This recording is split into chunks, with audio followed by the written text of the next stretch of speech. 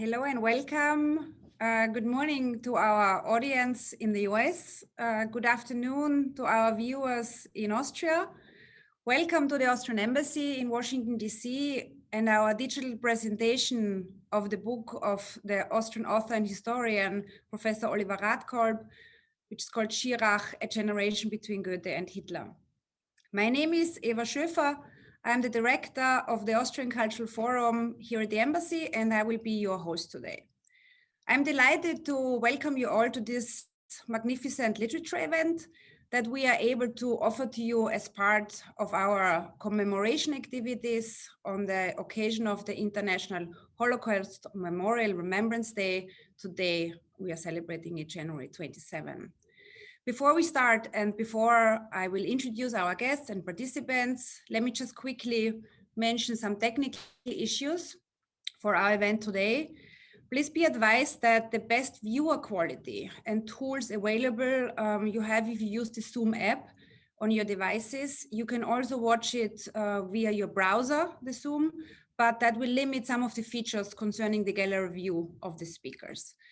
As attendees and our audience of this webinar today, you will have the possibility to participate at the discussion via the chat function, which is at the button in the lower bar of your screen. Please feel free to send us written questions throughout the event. We will monitor them and then we will ask the participants to try to answer as many of them as possible at the end of the session. So let me now shortly introduce our distinguished guests of today's event. We start with our guest of honor, Professor Oliver Radkorp, the author of the book we are presenting today. Oliver Radkorp is a professor and chair of the Department of Contemporary History at the University of Vienna. He was a Schumpeter Fellow at the Harvard University from 2000 to 2001, and the visiting professor, University of Chicago in 2003. Between 1984 and 1990, he worked for the former Austrian Chancellor Bruno Kreisky as his personal historical advisor. Professor Radkorp is the author of many books and editor of studies focusing on contemporary history and communication history. He is furthermore chairman of the advisory board of the House of European History in Brussels and chairman of the advisory board of the House of Austrian History. Welcome and thank you for being with us today, Professor Radkorp. Then I go to Dr. Jürgen Matthäus, who will be joining Professor Radkorp in the discussion about the book. He's a historian and research director at the Czech Joseph and Morton Mendel Center for Advanced Holocaust Studies at the United States Holocaust Memorial Museum here in Washington, DC. He's an author and editor of multiple works in the history of World War II and the Holocaust. His recent book publications include Beyond Ordinary Men, Christopher Browning and Holocaust Historiography, and Predicting the Holocaust, Jewish Organizations Reports from Geneva on the Emergence of the Final Solution. Let me add that the opinions voiced by Dr. Matthäus today are his own and do not reflect those of the Memorial Museum. Welcome, Dr. Matthäus, and thank you very much for joining us as well. And finally, let me introduce our Austrian Ambassador to the United States, Martin Weiss, who I'm sure most of you already know. He's also joining our panel with welcoming remarks and will be part of the answering questions at the end. Let me now invite the ambassador to give his welcoming remarks, talk also a little bit about the importance the Austrian government is attributing to the Holocaust Memorial Day. Please, Mr. Ambassador, you have the floor. Thank you, Eva. Welcome, ladies and gentlemen. Thank you for being with us today. Today, as Eva has said, is a very important day. It's International Holocaust Remembrance Day. And we never let this day pass without making our view a meaningful contribution to this day. This year, together with the great help of Eva Schöfer, the director of our Cultural Forum, and of Johannes Dopsch, the director of our Press and Information Service, we have two events to mark this day. One is a film presentation, Mauthausen, Two Lives, which you can see and live stream until this coming Sunday. The last time I was at Mauthausen concentration camp, it was a beautiful day in spring. The birds were singing, the valley was green. You have a look down to the Danube, and there is Mauthausen concentration camp. And it always is such a surreal moment. And in this film, the filmmaker kind of takes this up insofar as he tells a story of an inmate of Mauthausen concentration camp and the story of a young apprentice, an Austrian who was living there at the time. And those are the two lives that are presented in that film. I think it's a very, very worthwhile movie. You have until Sunday. I highly recommend to take a look at that film. And the second event is, of course, today's book presentation. When I saw last year that this new book about Baldur von Schirach was coming out by Professor Radkorb, I spoke with Eva and we said, wow, wouldn't it be great to have a book presentation on Holocaust Remembrance Day? And I'm really grateful that this worked out. And thank you so much, Professor Rathkolb, for taking the time. It brings also back some memories when I was Consul General in Los Angeles and you gave a presentation at the time about a difficult topic, relationship between Simon Wiesenthal and Bruno Kreisky. I will never forget this presentation, very interesting. And it's for me, it's really a nice opportunity to reconnect through this book presentation. Baldur von Schirach is certainly a name that Austrians, certainly Austrians of a certain generation are aware of. After all, he was Reichsstatthalter in Gauleiter of Vienna for 5 years. He was there when the presentation of the Austrian Jews took place. A moment you mentioned it in the book that he once recalled, it was his active contribution to European culture. But Baldur von Schirach, I think the knowledge about him is still fragmentary, and I think that is probably also the reason that you wrote this book. So I'm very much looking forward to this presentation by you, and of course to the conversation with Professor Matthäus, Dr. Matthäus. And again, thank you also very much for joining us on this occasion. One last remark before the floor is all yours. The job of an ambassador comes with ups and downs, as every other job. The other day when I was at the Capitol and the swearing in of the new president of the United States, it was certainly an up moment and an important moment in American history. But nothing I feel is more important in my job these days than something that I did yesterday and also this morning. It was when I presented the Austrian citizenship to 2 new Austrians who are descendants of the victims of Nazi persecution.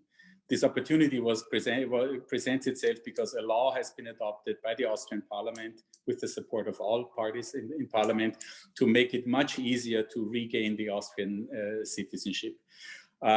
And this really makes me happy because in those conversations, you talk about the parents, the grandparents, the family history, and it is often a very painful history. Parents that were forced to leave Austria, that were deported, that were killed.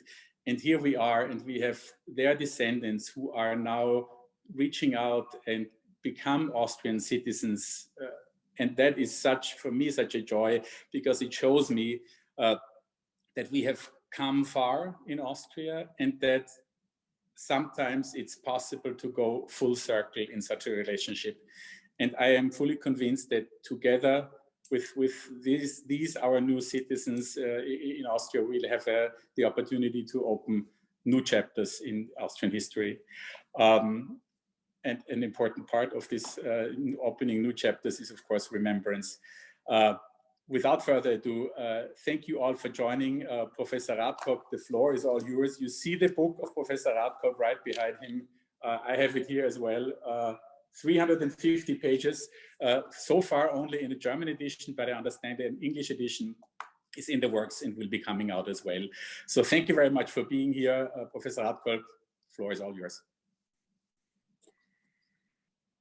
Dear Mr. Ambassador, thank you so much for the nice welcome and also for your very important words concerning the commemoration of the International Holocaust Remembrance Day. And I fully agree that it has become also a very important day in Austria and within Austrian society.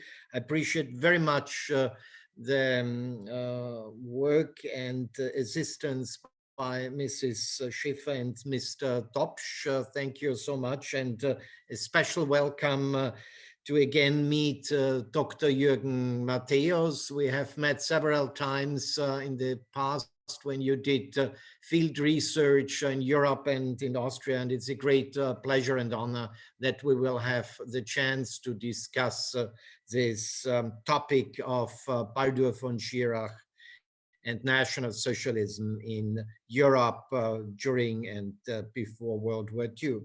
I will try to be very, very brief. Within 20 minutes, I will try to focus on some, I think, important new aspects in the history of Baldur von Schirach. As Ambassador Weiss already has mentioned, only few older Austrians still know his name, maybe a few more Germans, because since 1933, Baldur von Schirach has been the so-called Reichs leader, Reichsjugendführer, and later on was the head of the Hitler Youth and of the BDM, of the group of German young girls here organization. And right now, the name Schirach is very well known in Europe because of his grandson, one of his grandsons, Ferdinand von Schirach, who has become a very important author. He's very critical to his grandfather. And therefore, I think it's time to reopen this biographical chapter. The first thesis in my book, and you see it from the subtitle where I use the phrase a generation between Goethe and Hitler, that my main thesis in the first chapters of the book is that National Socialism never would have become the main power in Germany after 1933, and never the war would have lasted so long without the backing of National Socialism by the elites in Germany, by the better educated, like the family of Baldur von Schirach. His father was a high-level officer in Berlin, became director of the theater of Weimar, one of the key theaters in the empire, and later on also in the First Republic. His American wife, the mother of Baldur von Schirach, comes from a very distinguished American family, partly from Philadelphia, but also from the southern states of the United States. And Schirach descended from two signatories of the US Declaration of Independence. That means when you go to the National Archives main building and see the original, you also see Schirach, yeah, to put it bluntly. But nevertheless, despite this background, he became in my opinion, and this is my second thesis, the most influential agitator for Adolf Hitler personally and for National Socialism within the youth movement. I will elaborate a little bit on this. Why has he become what today we would call an influencer? I think there are two reasons. One of the reasons is that Schirach at least tried also to work as an author, as a poet. And in all his poetry, when he was writing pieces for the Hitler Youth and also for brochures on Adolf Hitler, he really tried to use what we today call emotional policy to organize the German youth, all those born after World War I, around Adolf Hitler personally. That means he is the influencer who tries not only to prepare the youth, the young people for a new war, but also try to more or less swear them in directly to be loyal to Adolf Hitler personally, not just the German state, not just National Socialism, but Adolf Hitler personally. And this is also, I think, one of the reasons why he became for some time very close to Adolf Hitler, why the youth movement is called Hitler Youth. Yeah, he could have, in Italy, for example, you have a quite different name for the fascist movement and so on. That means there is a very important way here. The second issue, why, from my point of view, Schirach is a key propaganda tool and author in a very critical period of the history of National Socialism between 1932 and 1933, when for the first time the votes go back. That means this push towards National Socialists during elections has been reduced, and Schirach has become the youngest member of the German parliament, the Reichstag, in 1931. But he became much more influential because he married the daughter of the photographer and close personal friend, and for some time also financial backer of Adolf Hitler, Heinrich Hoffman. Hoffman was one of the gifted, most gifted photographers in Europe at the time, and really an international big shot.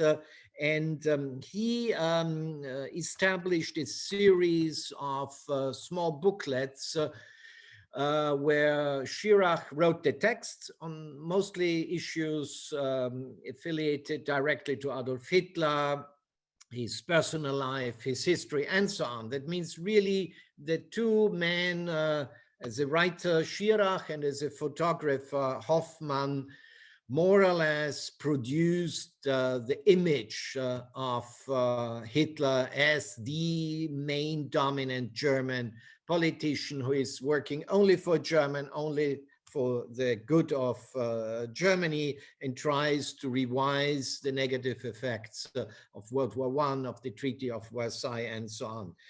And these brochures became very effective. Yeah? You must be aware we are in the 1930s. For the first time in propaganda history, a politician really was made by these booklets distributed throughout Germany. The next thesis I would briefly elaborate is that, as I said before, Schirach became not only privately very close to Adolf Hitler. Adolf Hitler invited the young couple, Henriette von Schirach and Baldur von Schirach, to his private home in Munich.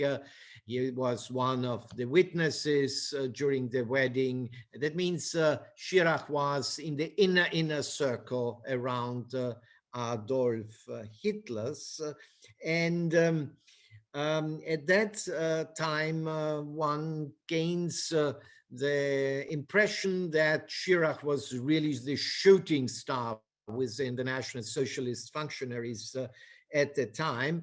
And indeed, in 1938, early 1939, there are strong indications that Schirach, who has been very successful in organizing the German youth, not just by pressure, not just by law, but also by very effective emotional policy. His trick, by the way, to organize the German young people was to convince them that you are organizing and you are educating yourself. Yeah, it's not the superiors, it's not the old ones. You are in charge of your education. This is an obvious lie, because everything, the training, including the music they were singing and so on, the whole organization was constructed by experienced National Socialists and functionaries, but the executive leadership were very young people, and Schirach really was able also to more or less find a group of very effective organizers to really the German youth, and he organized large rallies for Hitler, Goebbels, and others throughout Germany. And therefore, in late 1938, 1939, Hitler even thought in using the model of the Hitler Youth, that means of a highly ideologized totalitarian educational system, to completely revise the German educational system. That means then we are really in an overall totalitarian system, because despite the fact that you have a large number of National Socialist Party members within the teachers, the structure still was conservative. Yeah? But the early war, the aggression against Poland in September 1939 destroyed this dream of Schirach becoming not only the Minister of Education in Nazi Germany, but also becoming the leader of a completely educational revolution in the school system. He briefly, for several months, went to the military campaign against France, was promoted to lieutenant, and then was sent to Vienna, as we already have heard, and starting a new career as Gauleiter of Vienna and Reichsstatthalter. In the political reality, he lost the game because Vienna was far away from Berlin, and Schirach, already starting as a young student functionary and then later on as the Hitler Youth leader and Reichsjugendführer, had one strategy: always to be as close as possible to Adolf Hitler, be it during private dinners, inviting him for lunch, for dinner, going to the same meetings and so on. And Schirach, by the way, when he went to Munich from Weimar, after he has finished secondary school, he already tried to find apartments as close as possible to Adolf Hitler's apartment and also to the whole Nazi Party organization in Munich. And this direct relationship was cut despite the personal relationship through Henriette von Schirach, which means that they both still were invited to Hitler's Berghof in Bavaria for private meetings and so on. But the day-to-day access to Adolf Hitler, which, by the way, was the big advantage of the propaganda minister Joseph Goebbels, stopped. And Schirach was trying to establish a new career in Vienna.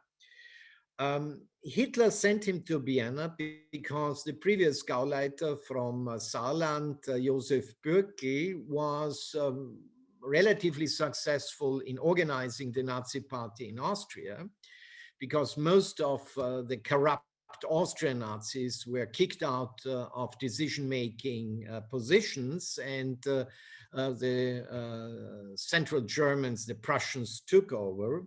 But people, especially within the Nazi movement in Vienna, didn't like this style and were not very happy also with social policies and so on. Therefore, the task of Schirach was to bring the Austrian Viennese Nazis back to Hitler on an emotional level here, that they also feel that Hitler has a direct positive relationship with Viennese National Socialists at the time. And Schirach, in order to carry out this policy, received a high amount of money and invested a lot into cultural policies in Vienna.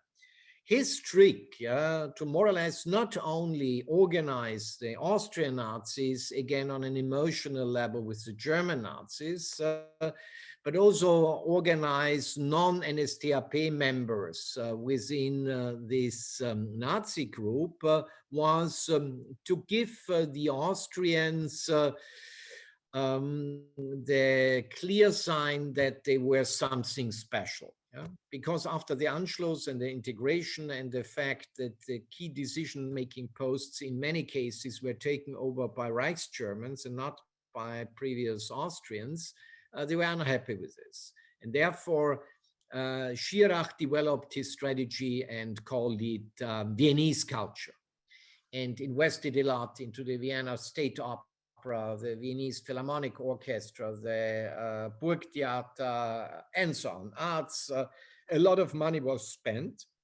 And he also presented himself during anniversaries, during speeches, more or less as the protector of Viennese culture. And this was not seen very positively in Berlin, yeah, because Goebbels and Hitler didn't like a special position for Vienna, in the opposite. But in Vienna, Schirach was very successful.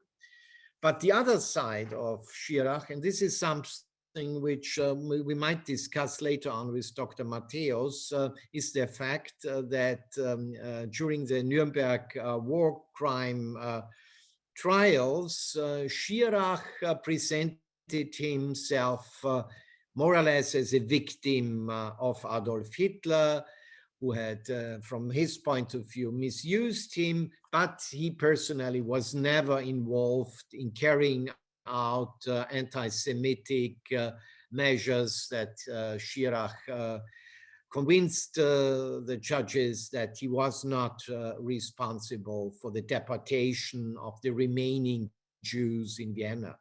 And what we already knew, and I think I also found new material on this, it's the other way around. Schirach, immediately after he came to Vienna, pushed very hard, for example, to deport immediately 5,000 Jews from Vienna into the east, because he needed the apartments. Because during World War II, no new buildings were constructed in Vienna, and there was shortage of apartments and so on. And by deporting Jews, he could give apartments to other people in Vienna. And here Schirach was very brutal and active in also direct meetings with Hitler and others. The second reason why he lied in Nuremberg 1946 was that in 1942 he invited the Gauleiter from Warthegau, Lodz, for example, Griesler, who was a very aggressive, brutal SS man, both brutal against the Jews in his territory, or also against Poles in this territory of the Warthegau, which is Poland nowadays. And Griesler told in a speech in front of hundreds of National Socialist functionaries, very open, that in 1940, late 1941, 1942, it was quite clear what happened with the deported Jews from Vienna, except a smaller group of Jews which were exploited for slave labor. The rest was killed. Yeah, and he said this in very clear words here. That means already at least in 1942, Schirach very well knew what happened in the so-called East, and that the Shoah already has started after the war against the Soviet Union. But he was able to hide this aspect, and we can elaborate on this later on more deeply. The main reason why he, as late as 1943, was more or less kicked out completely from the Berghof meetings with Hitler, and Hitler at that time already has decided that after the war he will more or less kick out Schirach from his post in Vienna. But why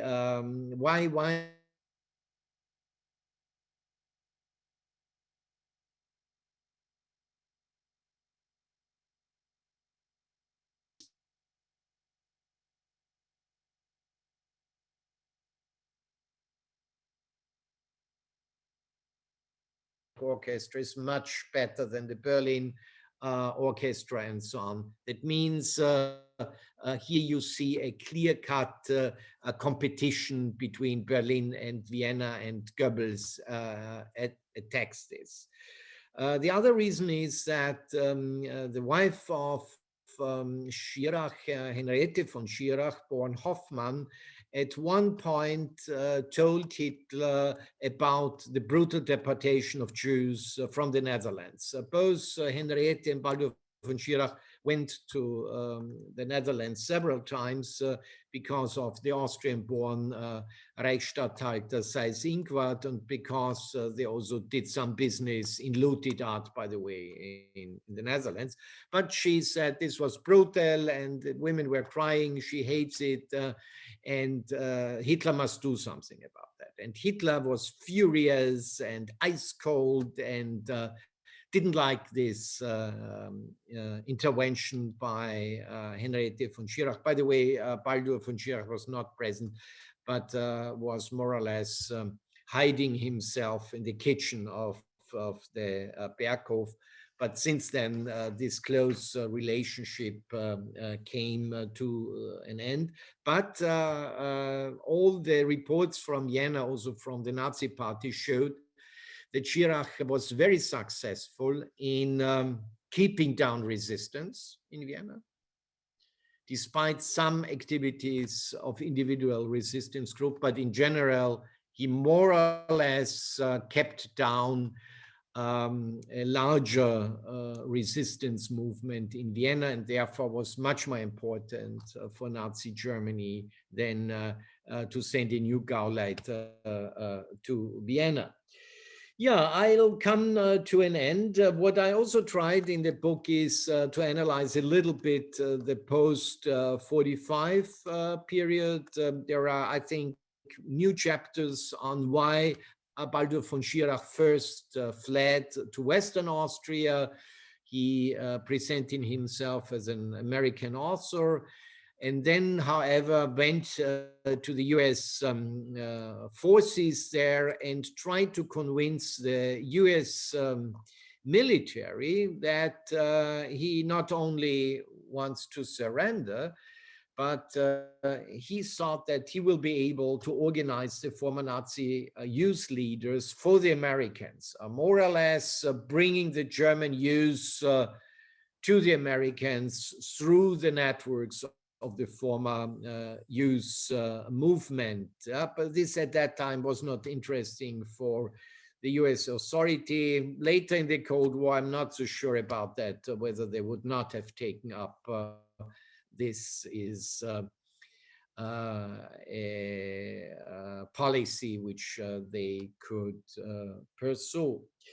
With regard to Nuremberg, just one sentence. I think it's very interesting to see how Schirach developed his defense strategy. And here is also a very strange framework to be mentioned. This framework is that American psychologists visited the prisoners in some periods daily. And Schirach was able to more or less develop his defense strategy with the assistance of the American psychologists. In his opening statement, he attacked Hitler personally, like Albert Speer said, I was an anti-Semite, I was wrong, but I learned anti-Semitism from Henry Ford and his publication. That means it was a very clever strategy here. And in my opinion, I think it has something to do with this weeks and months of meetings with American psychologists. So the last issue, which I only will very briefly present to you, when Schirach was released from Spandau, from the prison in 1967, he wrote his memoirs through a ghostwriter, which were not so successful like those by Albert Speer.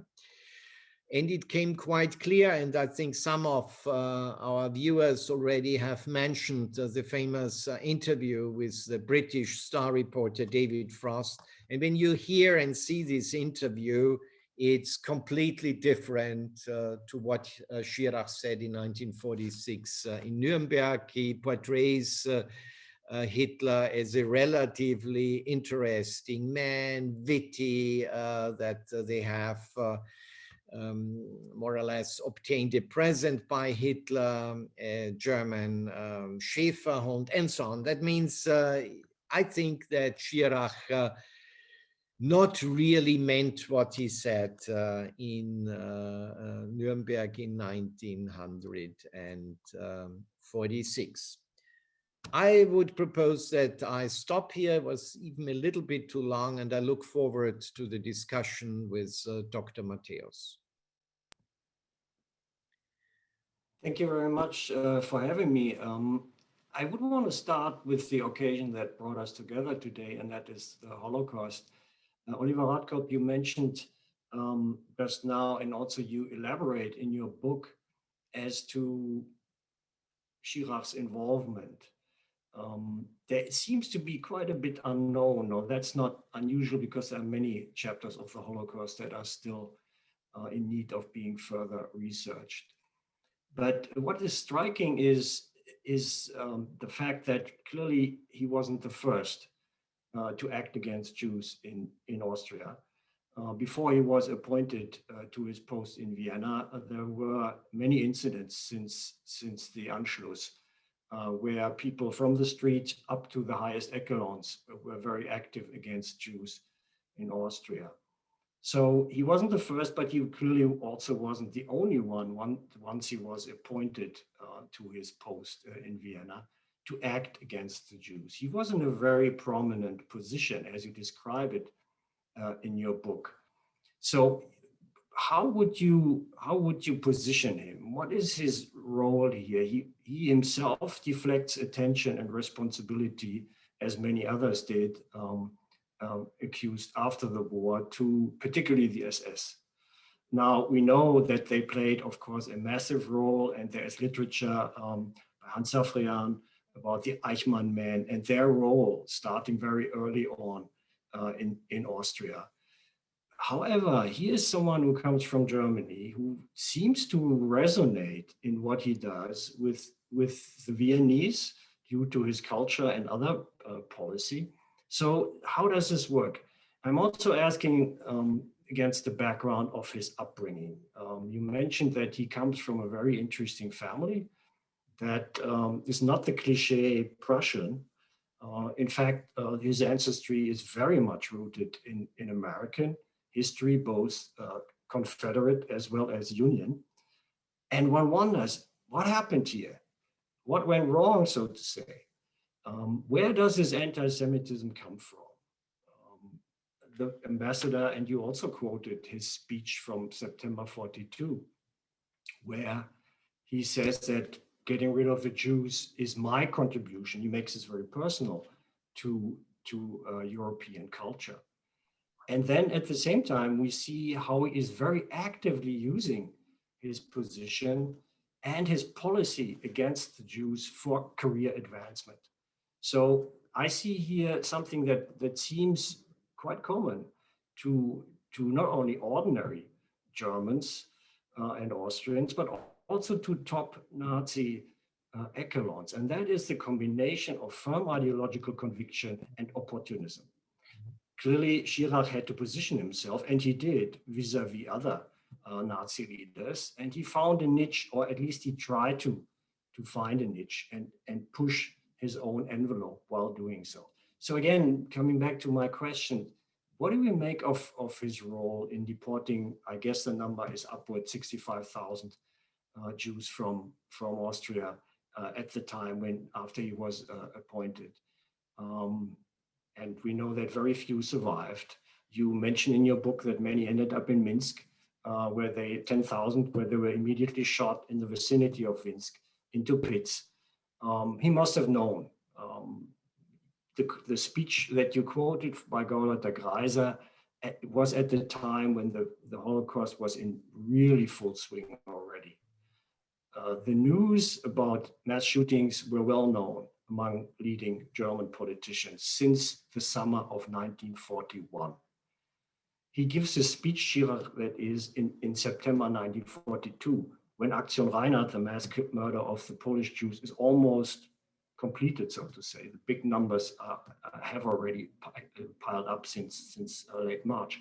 So what do we make of this? Where is he coming from? I know the evidence is slim, but you might want to speculate a little bit about his actions as well as his psyche and his background in that question.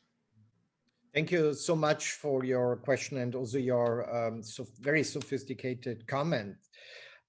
What I think, and this is maybe a little bit provocative thesis in my book, is that the anti-Semitism of Schirach and the family of Schirach, also especially of his father, is an anti-Semitism which already grew in the second half of the 19th century, which exploded during World War I, and which was just taken up by National Socialism. Now, that means the Schirachs, the male Schirachs already have been convinced anti-Semites before 1914 and very aggressive. So after 1918, you see it in the cultural policy of Weimar, by the way, and also this anti-Republican drive of the old elites from the empire. That means what he said in Nuremberg, that Henry Ford is the key, was just a trick to convince the judges in reality. And I think I found a large number of references to it. This is something which you see in his early education, which you see in his cultural framework, even within the Shakespeare Society, for example, in Weimar. I think this is very important to understand. With regard to the Shoah, I think he was, like many National Socialists of his age, a mixture of being a convinced anti-Semite and being at the same time unbelievable, brutal, just in order to reach political gains. Yeah, in Vienna, it's the housing topic, which leads then, for example, in February 1941 to the deportation of 5,000 Jews. And as you have said, this is continuing. And you are absolutely right. I also believe that he knew about the Shoah already in 1941. And the main reason is that he was so close to Heydrich in Prague. He received his reports from the killings in the Soviet Union and so on. And he always said, oh, I never saw this report. Where's my signature? This is typical. It was in his office and he certainly was briefed on what was going on. And then this speech, which I cited, was something for the broader public of the ordinary middle-level National Socialist functionary in Vienna. But Schirach was able, maybe always using formal tricks. Yeah, where's my signature at the end of the Heydrich report? You will not find one, and therefore I didn't know about that. Yeah, That means I would fully agree with your analysis that you already very well knew what was going on in this so-called Endlösung in 1941, and certainly was well informed in 1942. And he also had no problems, like many Nazis and also non-Nazis had in the same time, to loot property of Jews. He was very active in the business of looted art, both in the Netherlands and Vienna. That means here he really showed that he did not see it. And the speech you cited, that he tries to contribute to European culture by deporting the remaining Jews from Vienna, is, I think, something also which leads us to his European strategy, where he was very active, because he understood that it's not enough to occupy Europe. You need a common combining ideologies throughout Europe, from Italy to the north, from the west, from France to the east, and he was pushing these elements very hard. The last issue is that what I found, which so far has not been attributed to Schirach by the literature, is that he started a cruel war against young people, so-called asociale, asocials, yeah, because they damaged during a soccer game his car, a soccer game between a Reichs-German team and a Viennese team. And he was very aggressive, and this campaign against young people who tried to resist in some form the Nazi regime was a very brutal chapter in history, and he was personally responsible. He more or less said, they were destroying my car, they damaged the windows of the car. Now the Gestapo and SD has to hunt these young people. And if you when you read the life history of these people, it's a horrifying experience if they survived at all, because many were killed in hospitals and so on. And therefore, I think this is this mixture of Schirach. And to sum up, I think his anti-Semitic basis was already ready in family before World War I, and grew during his educational period, both in Weimar and later on in Munich.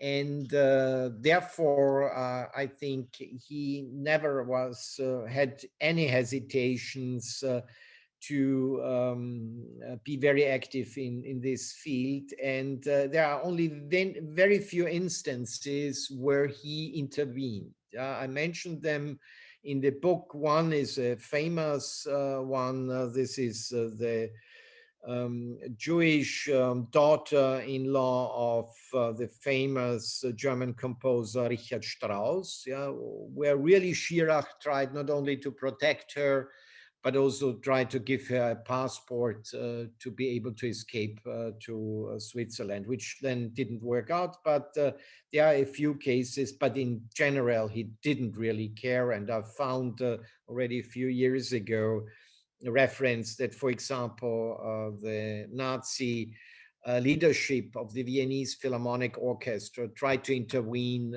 in favor of their pensioned, retired former members of the orchestra, which were to be deported to Theresienstadt, and he didn't really care about this intervention. But in general, I think in Nuremberg, he was able, on the one hand, to convince the judges that he is prepared to attack Hitler. Hitler is responsible for everything in Nuremberg, in the speech of Schirach, but always was very careful to hide the traces and information on his personal involvement. And when you hear today the famous interview, which is on YouTube in the internet by David Frost after 1967, it becomes quite clear because Frost really tries also to question him with regard to his knowledge and participation in the Shoah, but he is not able to take a stand on these issues. If I may follow up with something that kind of relates to what you just mentioned, you referred in your introduction to the emotional policy that Schirach embraced. I'm wondering whether you might not be able to say a little bit more on that. It seems like he was not the Nazi that is often associated in the public mind with the typical incorporation of that personality trait. In other words, the brutality is clearly there, but there was an additional aspect that reflected a certain cleverness and an inclination to meet people where they come from. On the international level, that is his concept of Europe, which is rather unusual for Nazi high-level politicians to embrace. He shares this with Alfred Rosenberg, and the two are rather isolated in that respect, but highly active. I think for Schirach, an additional element in this is the gateway that Vienna offers to Southeastern Europe. I think the economic prospects that were there even during the war were quite appealing to him and might have been seen by him as a way to get back into Hitler's favor and assert himself as an influential figure. So that's the international level. On the individual level, you very nicely in your book describe his role in shaping the Hitler myth and the support that he created among Hitler Youth members for the Nazi movement. And that, I think, carries right through to the very end. And you have in your book also a chapter on the late war crimes that are committed, many by Hitler Youth in Austria, many against forced laborers, against Jews, very brutal actions. And that is a result, I would say, of his active and very successful ability to activate these emotions, to forge an identity that was so committed, so fanatical, that even when the war was almost over, these people would still support Hitler. So my question to you would be, how modern is this in a way? These skills, these emotional policy elements that he is adopting. Thank you so much. Unfortunately, we are running out of time, therefore we'll be very brief. You are absolutely right. I think this concept of emotional policy is really something which we could also apply to National Socialism, and the youth movement is a very good example on this. And what Schirach, right from the beginning in his early poems, in his work for the training in the Hitler Youth, comes out that he tries really permanently convince in songs, in poems, in ideological education and so on, convince young people that they must be prepared to die in a new war, and they must be prepared to die not for Germany, not for the National Socialist Party, but for the new leader, for Adolf Hitler himself. Yeah, it's this personal loyalty to this Hitler muse, which he permanently produces also in his numerous publications and so on, and also in the whole program of the Hitler Youth. And the tragic result is what you have mentioned for the end of the war, is these unbelievable brutal crimes by young Hitler Youth functionaries and members at the end of World War II all over Germany. And you find it also in 1939 in the aggression against Poland, that a large the death rate of the young Hitler Youth functionaries is much higher than the death rates of this so-called ordinary German soldier. I think the main difference of Schirach to other top-level Nazi party leaders is that he is ambivalent. Yeah? He is the cultural affiliated German with a background in a noble family. He was also called being a nobleman by Hitler Youth leaders. And at the same time, he understands quite clearly that for the period after the war, and at least until 1941, until the US started also to fight in World War II after Pearl Harbor, he understood that you need an ideology, and he organized European meetings of journalists with Italian fascist youth leaders and youth leaders all over Europe. And this is really something which neither Goebbels nor Hitler understood. And only Rosenberg, as you have rightly said, was interested in this. In this sense, he is thinking a little bit into the future, because in 1941, not only most of the Germans were convinced that National Socialists and the Wehrmacht will win the war, but also when you read the recollections of emigrants throughout the world who fled Germany, most of them at that time feared that this will be really an empire for a long period here. And therefore, he is he is one of the few leaders who really tries to think in the future and not just in military terms.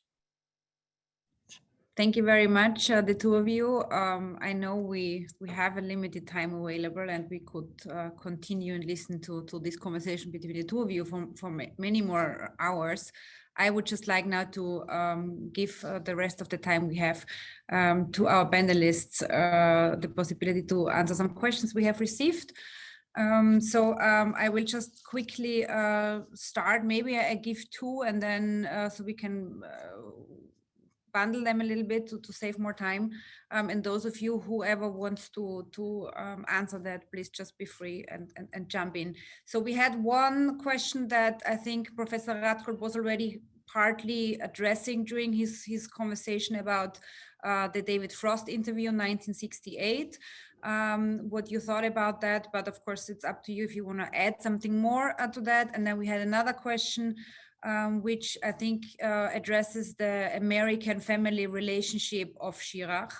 And the question was, what was how he addressed his American family relationship to Hitler and the National Socialistic Party when joining the party and prior to the end of the war. So I think I was reading somewhere that he kind of didn't talk about it, but that's maybe also an interesting thing, talking about and thinking about how the Nazi, of course, were about the pure German ancestors, an important part for them.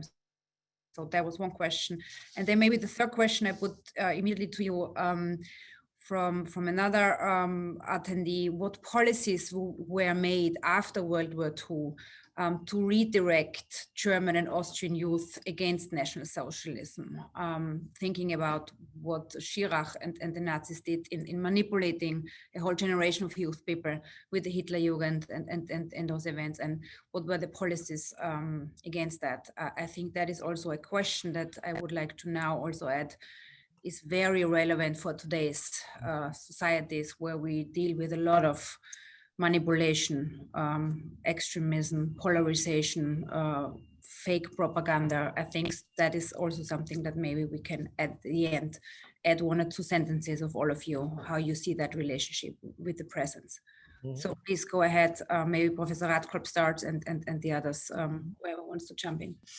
Okay, thank you so much. I will be very brief with regard to David Frost. I think you should really look it up into the internet, and it's a clear indication that Schirach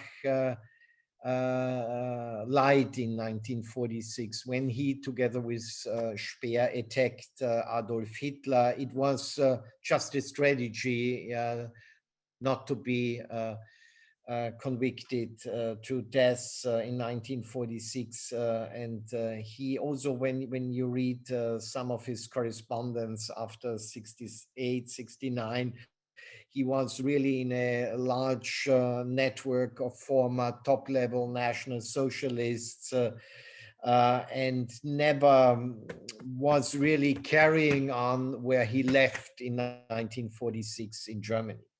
What I would like to combine 46 with the third question on what the Allies did in order to more or less re-educate German youth. I think Nuremberg was one of the examples, especially for the US and the British authorities, yeah, to show the German public the atrocities on the one hand, which were committed by the Nazi regime in World War II, but also to find one or two former Nazi leaders to personally speak out, say, I'm responsible, but Hitler and so on, like Schirach and Speer. Yeah, it was a little bit the strategy also in Nuremberg, and Schirach realized that. But in general, I think it worked much better in Western Germany than in Austria. In Western Germany, you have a much stricter also educational policy. You have a very important change in the structure of the educational system by destroying the centralized educational system. But in Austria, very soon after, I would say 1 or 2 years, the Austrian decision-making elite, media, and the public saw themselves as victims of the Prussians, of the West Germans, and it took really until the 1980s and 90s to find a way out of that. And I think to sum up, I would say in Western Germany, US especially, re-education policies partly worked. In Austria, in the middle range, they failed, but we should not neglect the importance of US media and public in the debates of the 1980s and 1990s, be it the wartime past of Kurt Waldheim, be it dormant accounts in Switzerland, forced labor, slave labor, and so on.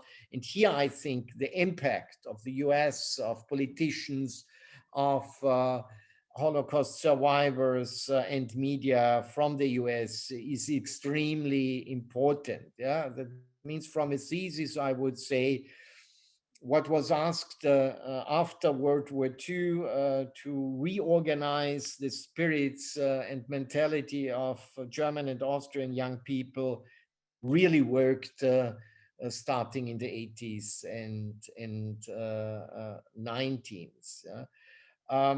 The second question relating to his American roots. What was interesting is that in the beginning, this was not a disadvantage, in the opposite. American industry, American culture was partly important for German society.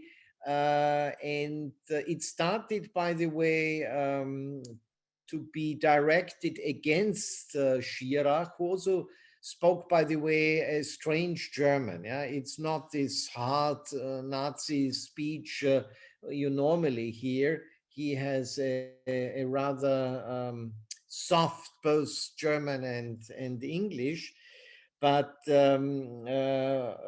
he was attacked as an American when he started to try in the Berghof to convince Adolf Hitler, if the Americans will start the war against Germany, the war will be lost because of the economic power of the US. And this was for Hitler, who couldn't think in global terms. He was so focusing on continental Europe. This was really an attack, and they had quite a lot of battles on this issue. In retrospect, we must say that Schirach was right, and Hitler, fortunately, was not following the path of Schirach to find a way of seeking a separate peace with Germany, with the US whatsoever. That's the interesting thing. In the beginning, it was not a disadvantage. In the opposite, also his nobility, the aristocratic background was something which Hitler liked and used it also to more or less attract also elites by having such a young, well-educated man in his direct environment. If I may just address one of the questions very briefly, and that's the one of re-education. In my mind, this is all tightly wrapped up with denazification efforts by the Allies, particularly the Americans, and that was a moving target and evolved in stages. The interesting aspect that hasn't really been that much researched is the fact that there is a split that happens fairly quickly between the official attempts, and Professor Radkorp mentioned the German re-education, school-driven efforts.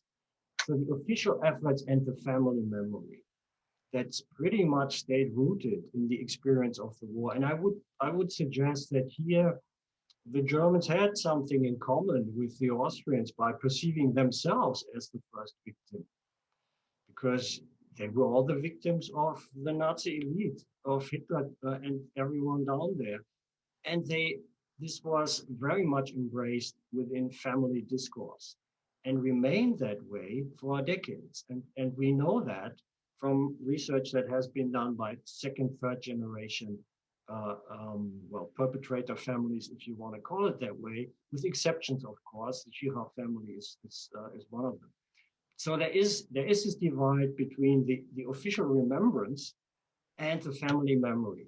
And I think that family memory to some degree helps us explain what is going on right now with extreme right-wing anti-Semitic movements in Europe, particularly in Germany and in Austria. Yeah, I would fully agree. I think partly we underestimated the power of private memories, of family memories here. But on the other hand, we did some public opinion polls throughout Europe last year in December in Poland, Hungary, Czech Republic, Austria, Germany, France, and Italy.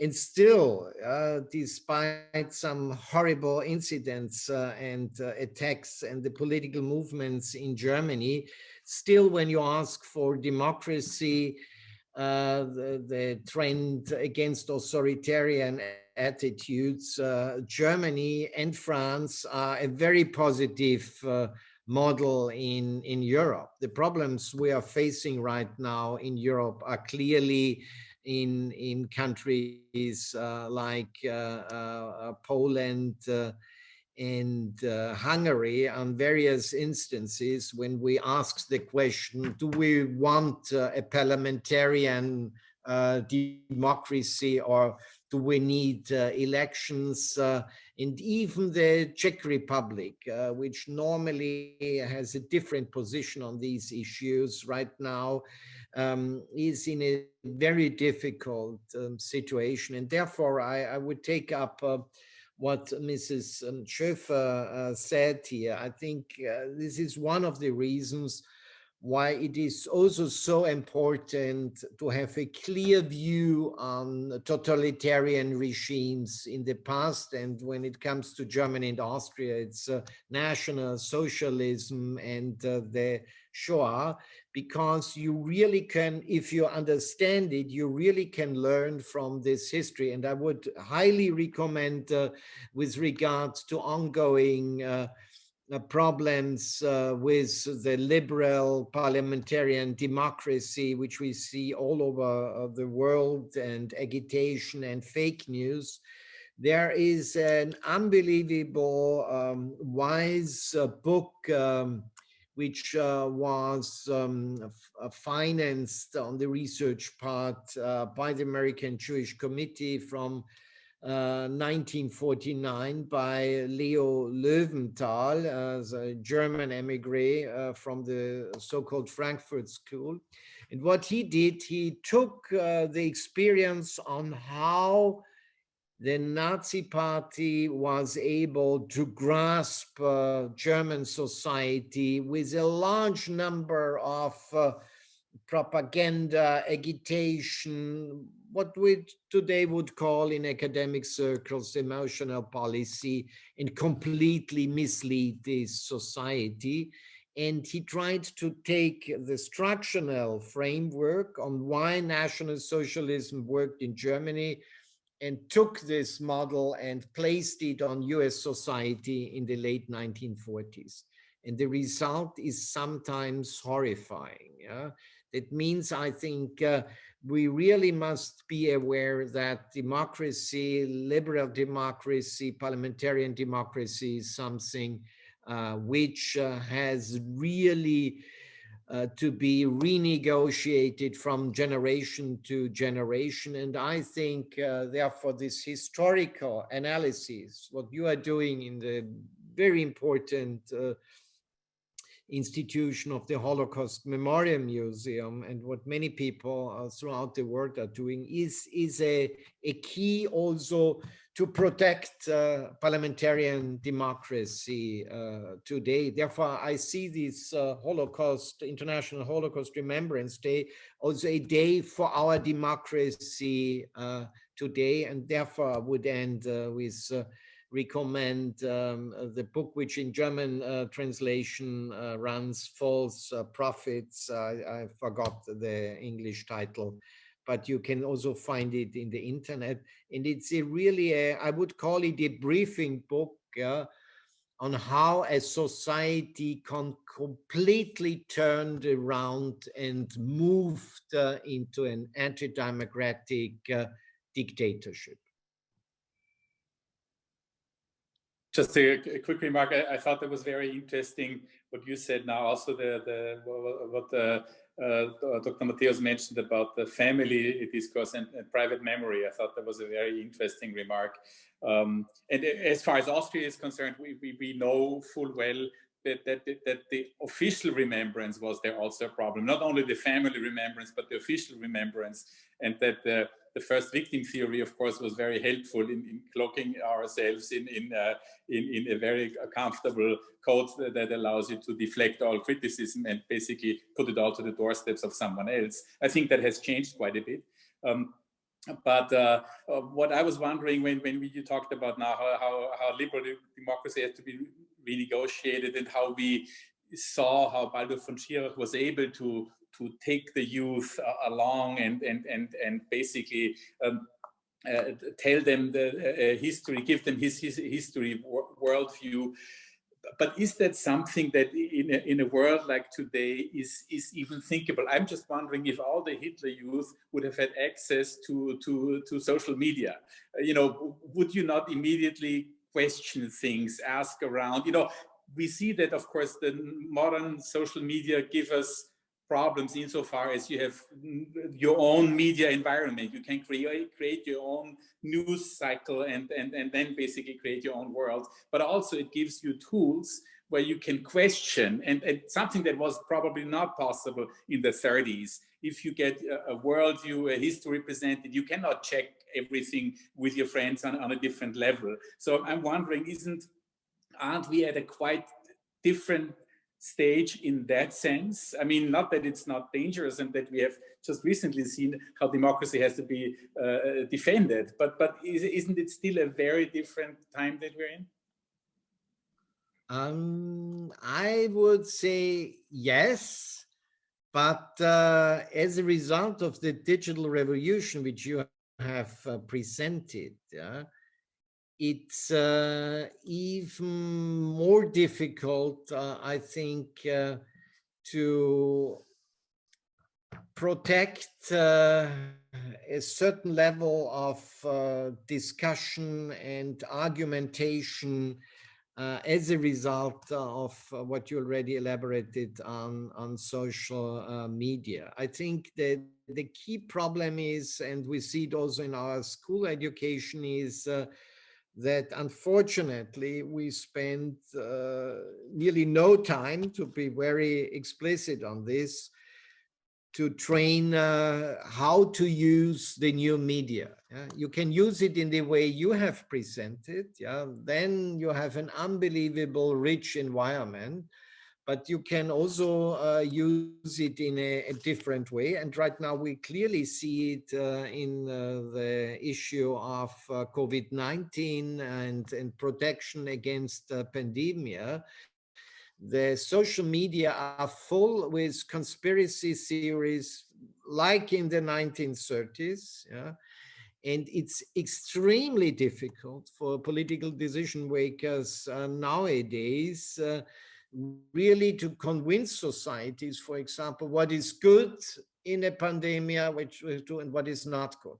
And it's really, as I must say, to be a politician today is a horrifying job. Because right now it's so difficult to find a way to influence this debate. And I think what we have seen now, that if you cut out the former President Trump from Twitter, is this a solution? I doubt. Therefore, I would say on the one hand, you are right, but we should, I think, spend more time also in reforming our educational systems, in really make use of these tools. I think the digital revolution is too fast for our educational system so far. And therefore, I would really try to advocate a stronger reform towards media education in our school system. Then I think the digital revolution is an unbelievable advantage. Right now, I partly fear it also can be a danger, because also of new forms of organization in different darknets and so on. And these are very, very effective groups. We see it right now in Vienna in demonstrations. It's a small group, but very effective. And society becomes more and more disoriented, because you hear that, you see that in this chat is the other one. And who takes the lead? And it's also difficult, for example, for our colleagues right now at the medical university to really take the lead and more or less convince people what is good against pandemia and what they should do. Therefore, I think we are a little bit back in the period after 1945 in these efforts of US administration and also British partly to reform the educational system. We also need a deeper reform to be prepared to work with the digital revolution and the new media. If history is have any insights to offer here, I think there is the one that the attractions of fascism and other such ideologies is only partly cognitive. It is so much more experiential or emotional, as Professor Radkorp has put it. So the group formation, the sense of belonging, the need to attract oneself to an authoritarian figure because the situation is complex. We have so many problems. We don't know the answers. Here's someone who has an easy answer. Let's follow him. And usually it's a male figure. I think that is something that is a huge challenge for any educational effort that is ongoing, and that includes Holocaust education. I would share the optimism that the decades of post-World War II Holocaust-related education have had a massive impact on mentalities, but I'm not sure there is reason for that optimism. And just looking around in terms of what's going on in writing and as well as in actual physical violence that we see across the world. So I think we need to revisit that aspect of emotional appeal, of experiential appeal, and counter that somehow. I don't know how that works. Clearly, democracy should have its own experiential things to offer. But I'm not sure this can easily be packaged into something that is as appealing as a youth camp in the 30s, where young people got together and had these stories that they still share if they're still alive and are still shaped by. So I think that's one of the key challenges that I can see. Thank you very much. We could go on, I think, for many, many hours. It's so interesting. We keep coming in questions, but I'm afraid we have to wrap up now because of the time constraint we have.